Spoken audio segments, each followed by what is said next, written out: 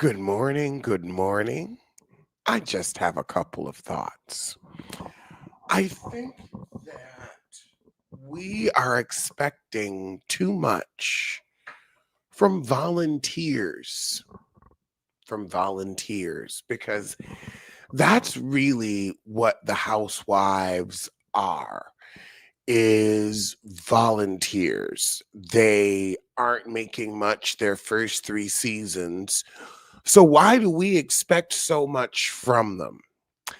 I was listening to an episode of Reasonably Shady, and Giselle was saying, reunions aren't optional. And I'm like, yes, they are. If the network isn't paying you enough money for the embarrassment, then it is 150% optional, because the only thing you have to do is stay black and die. That's the only thing you have to do. You can even switch your gender, but you gonna stay black and die. So I I feel like if you know you're not gonna be asked back, why would you come back? Why would you say, "Oh, I care more about production of this show than myself"? Why would you choose the show over you? I feel like we are now at a point with Housewives where it's become such a juggernaut culturally. I mean, Housewives is on, damn near every continent on the planet except for Antarctica. You got Housewives in Asia, you got Housewives in Africa, you got Housewives in America, you got Housewives in Europe, you got Housewives in Latin America.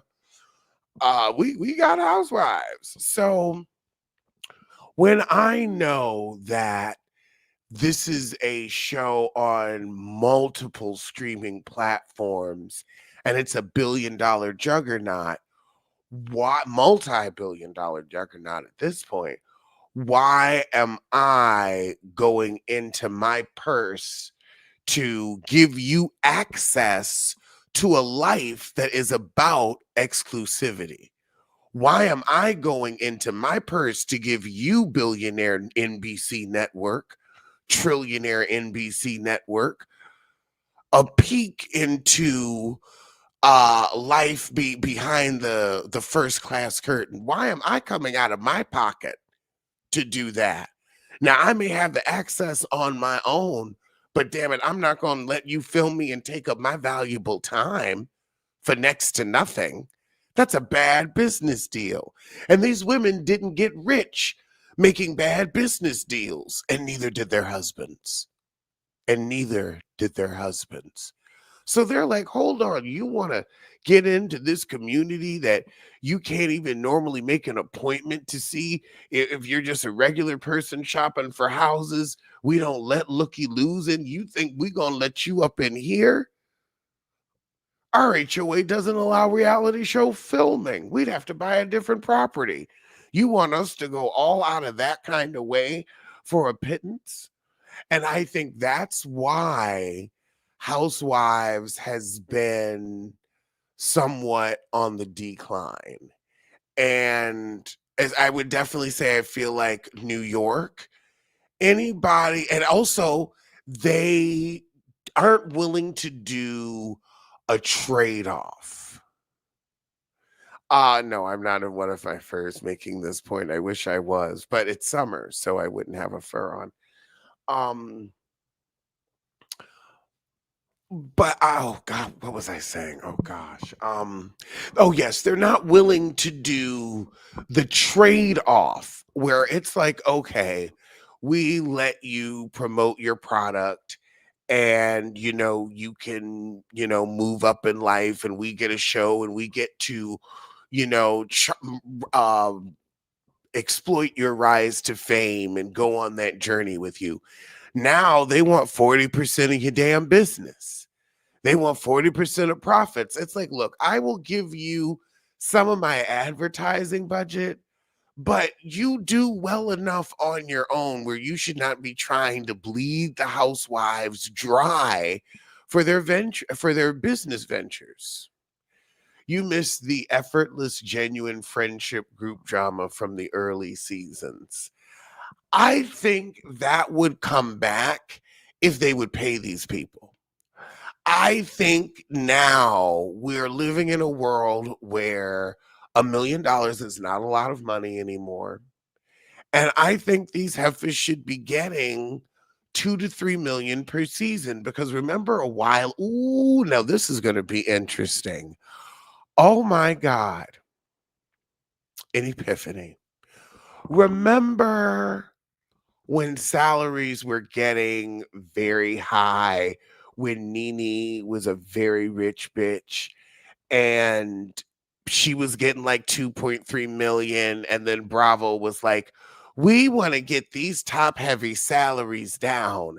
And so they started firing a lot of the OG housewives and anybody that was really like pulling in some money.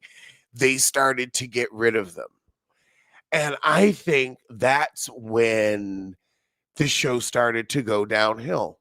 I think that's when we stopped getting the best seasons that we wanted to because that's when streaming was just starting.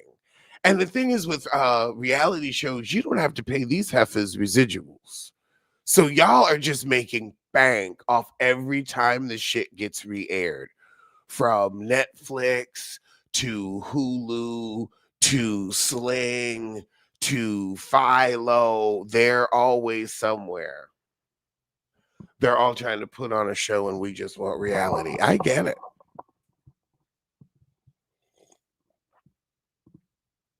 Mm.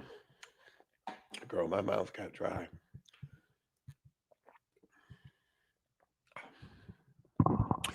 But I think that when you expect people to volunteer, you're going to get the Brit Eaties and the Kelly Farrells. You're going to get people who would love to have something going on, but really ain't got nothing going on. I think that now they've gotten themselves to a point where, they want to say, oh, well, we don't want you to make money really your first season because we want you to already have this lifestyle. That was cute back when you were Bravo and it was more of a documentary show. Now this isn't a documentary. This is improv. This is improv. I feel like we can say that now with the Housewives, where at the beginning it was, supposed to document the lifestyles of the rich and wanting to be famous. But now it's like, no, the show has, made you, or even if it hasn't necessarily made you, it's kept you afloat in a new way where, you might have had some quieter money where you could afford some things as long as you kept it cute. But now you can show up in brand new Beaumont and you've got a glam squad and you get a lot gifted a lot more stuff, so it's definitely upped your closet game. But I think that Bravo just has to stop expecting volunteers, because when you ask for volunteers you get Brit Eady. And also now that the season is over, because this Sunday we've got Thursday, Friday, and Saturday in 3 days. When the sun sets on the third day, you turn back into a mermaid, Ariel, and you belong to me. But in 3 days, the season will end. The sun will set on the Housewives of Atlanta, season 16. And Brit Eady is still going to have to deal with the fact that the world thinks she's a video hoe. And that's sad. That is sad that she is going to have to for a long periodically time deal with this. She's going to have to deal with it while she's looking for new work. She's going to have to deal with it on social media, and people can be cruel and disrespectful. So she's going to have to deal with this whole accusation for quite a while. And the season is over.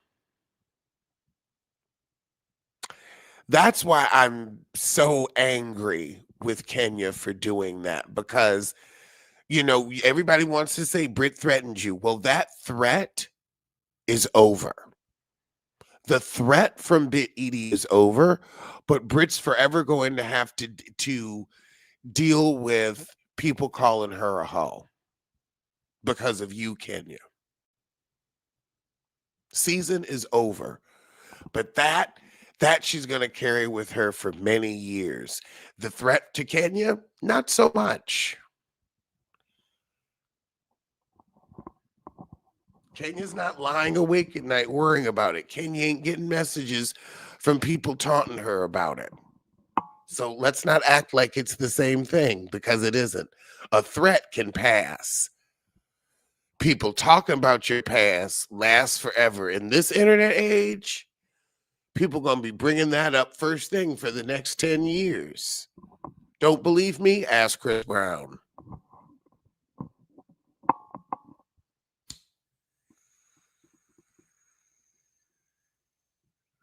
Ask Monica Lewinsky.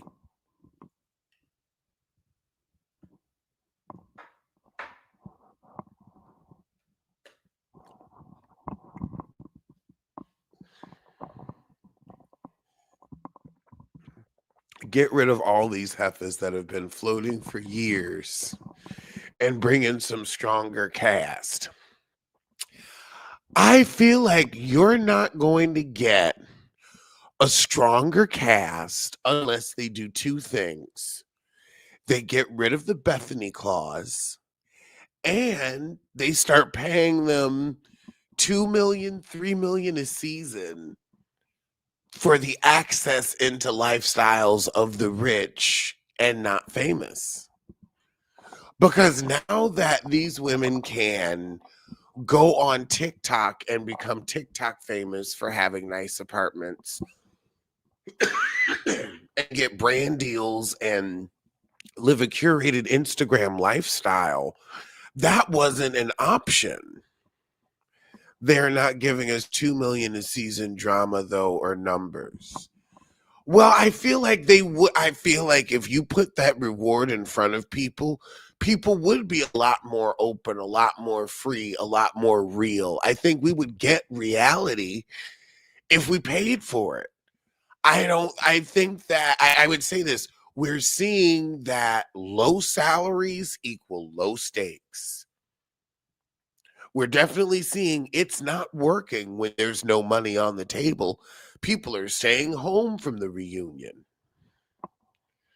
because, in truth, they're like, you know what?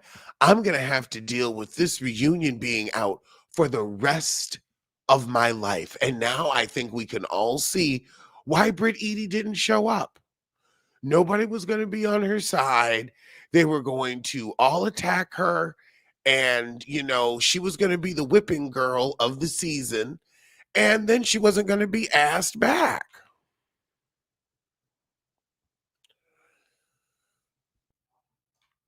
So I completely see why Britt was like, I'm not going to this reunion. I'm not getting shit out of it.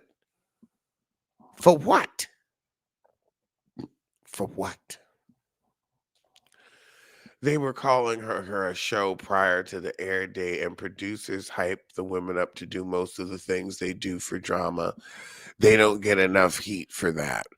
I don't think they do. I mean, I agree with you that the production definitely needs to get more. But I feel like for 2 million, people would be a lot more open. You hope Housewives of Rhode Island bring it? Ciao. I was gently surprised with NYC, but I'll tell you, I have no No hope for Housewives of Rhode Island. No hope at all for Housewives of Rhode Island. I think that I'm no longer, you know what? It's been 15 years since the Jersey Shore. I am over the Italian stereotype. I will say that. It just doesn't hold anything for me. I've had enough of it. It's been jammed down our throats, and I just don't need it anymore. I just do not need it anymore. So I'm gonna watch Rhode Island, just to see. But well, Salt Lake City wasn't giving us it wasn't giving us Italian American, it was giving us Mormon. And I will say the Mormon nice nasty drama it's interesting. It's that Midwesty drama. We need working class people that are stressed. And you see now, Naomi, I think that is another great point. When Housewives started, it was definitely like middle class, like upper middle class. And then they got rich because they were on the show. I think Bravo needs to find another group of women that are upper middle class, but that want to be rich because of the show. And I kind of think they did that in Housewives of New York, but I think they weren't, I think they weren't hungry enough. But then again, but oh God, but here's the thing, there's no middle class in New York. So that's why that doesn't work. Yep, that's how Potomac started. Yeah, everybody was, upper middle. Rob Dixon was, middle. Seattle,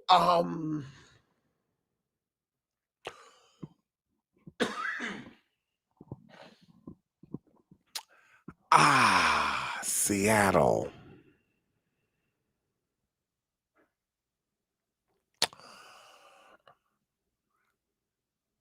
Now that I've lived in San Francisco, at the beginning of the Pacific Northwest, I feel like there are so many other more interesting places to have housewives. I don't think those people are interesting in the least. So it's not diverse and it's not interesting.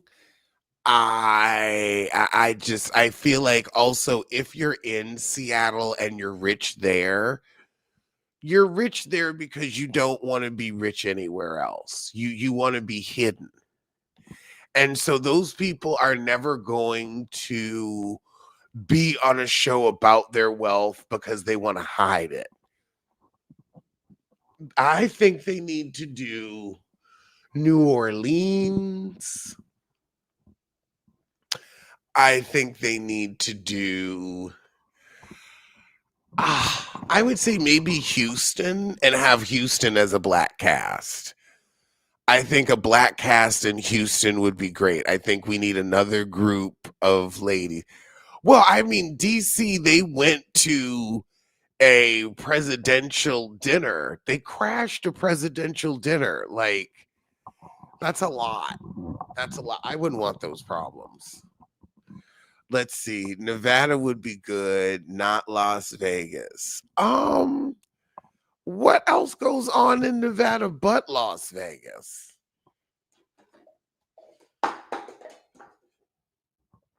I don't want to watch the Housewives of Reno. I think Chicago would be good. Chicago multi-culti. And New Orleans. And New Orleans. Arizona. I could see the Real Housewives of Scottsdale, but I'll be honest, I think that oh God, oh Lord, I didn't know that I think it would be Philadelphia. No, I don't think we've got New York. We don't need Philadelphia. Um Not that Philadelphia doesn't have money. I feel like it's much more private. Like these people want to be private. But I think New Orleans, you would find people flashy enough, old money enough. Colorado is still like Pacific Northwest people where it's just like I don't want to look at people that look like that. They're very unpolished. They're very underdone. Like the thing with like the Mormons is they at least try to be pretty. They at least try to be attractive. They don't always succeed, Heather Gay, but they try. Colorado, those are chapped people. Those people just look like their whole face needs chapstick. All that damn sun and snow. It's awful. I don't think there are any more Vegas. I think that's the problem with Vegas.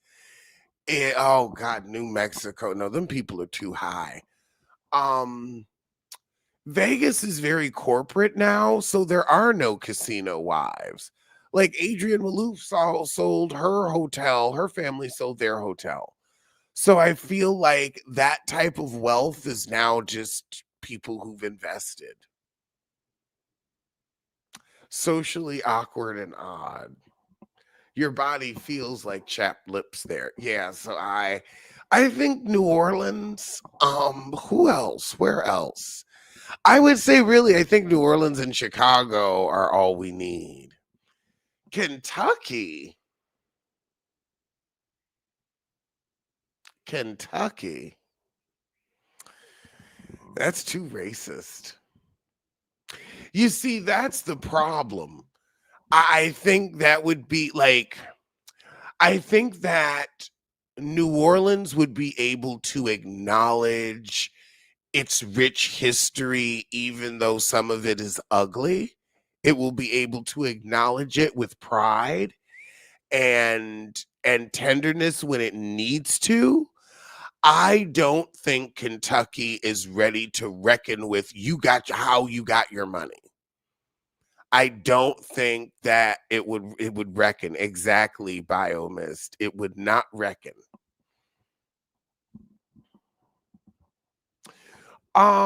We met through the show. We met because I did some video and he saw it, and then I was doing lives on Periscope.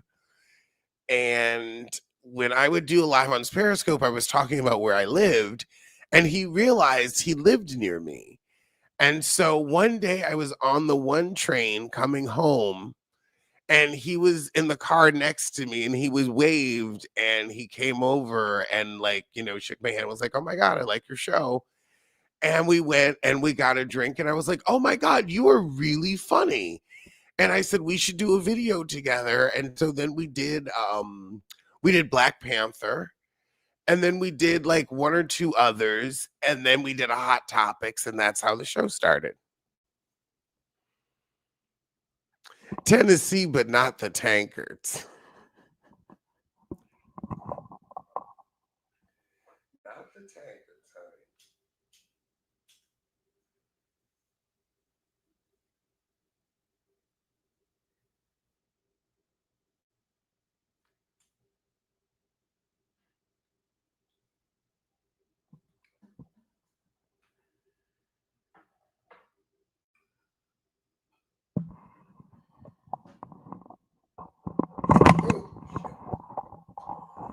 But yeah, I think we're just asking too much for volunteers. But those were just my insomnia thoughts. I'm gonna find the dog and get back to bed. I mean, he's in my apartment, so I just mean, find him in the bed. He's probably looking at me right now. Okay, I'll talk to y'all soon. Bye.